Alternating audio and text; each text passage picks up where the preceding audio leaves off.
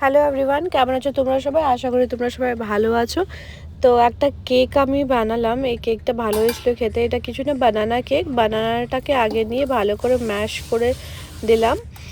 তারপরে জাস্ট দুটো ডিম এখানে নিয়েছিলাম, দুটো ডিমকে ফাটিয়ে ভালো করে সুন্দর করে আমার কাছে তো মিক্সার ছিল না, তাই আমি কাঁটা চামচ দিয়ে সুন্দর করে অনেকটা টাইম নিয়ে সুন্দর করে ভালো করে মিক্স করে নিয়েছিলাম। কোনো লাম্পস যেন না থাকে, না হলে ভালোভাবে করে নিয়ে কেকটা হবে না। তো অনেকটা টাইম নিয়ে আমাকে করতে হলো, মিক্সারে খুব তাড়াতাড়ি হয়ে যায়।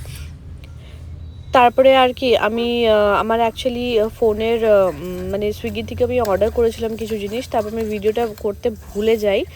এখানে আমি কিছুই না, আমি বলে দিচ্ছি। আমি ময়দা নিয়েছিলাম, ময়দা আর তা ভালো করে দুধ দিয়ে আর চিনি দিয়ে ভালো করে মিক্স করে নিলাম। তারপরে যে আমি আলাদা করে বাটিতে কলা আর ডিমটাকে মিক্স করে রেখেছিলাম, সেটা এটাতে সব দিয়ে সুন্দর করে মিক্স করছি।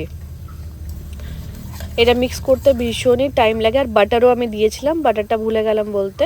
আর দেখো এখানে দিলাম baking soda and baking powder, দুটোই দিলাম।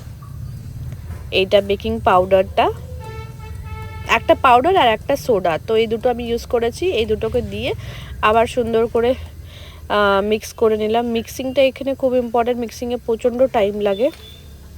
আর একটু ভ্যানিলা এসেন্স দিলাম, 2 চামচের মতো ভ্যানিলা এসেন্স দিলাম।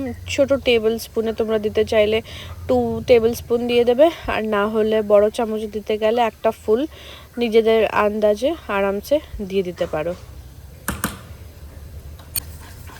তারপর আবার ভালো করে সুন্দর করে মিক্স করে নিতে হবে। মিক্স করে নিয়ে এটাকে একটুখানি রেখে দিতে হবে। যদি তোমরা রেখে দাও 20 মিনিটস তাহলে আরও ভালো হয়। আমি ওই আধ ঘন্টা মতো রেখে দিয়েছিলাম। রাখার পরে তারপরে আমি বেক করেছি।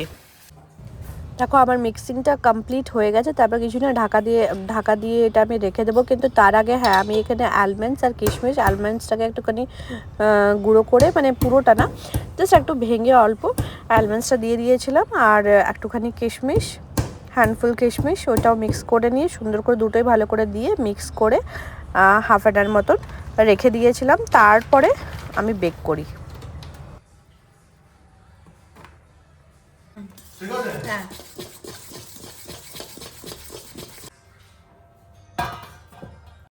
এখানে বেক করার জন্য আমি এই পার্টিকুলার ননস্টিকের এই প্যানটা নিয়ে সিলিকন পেপারে সুন্দর করে জায়গাটাকে র্যাপ করে, তারপর ওই যে ব্যাটারটা বানিয়েছি কেকের, ওটাতে ঢেলে সুন্দর করে একটু রেখে তারপর আমি ওভেনে দিয়ে দিই। ঠিক আছে,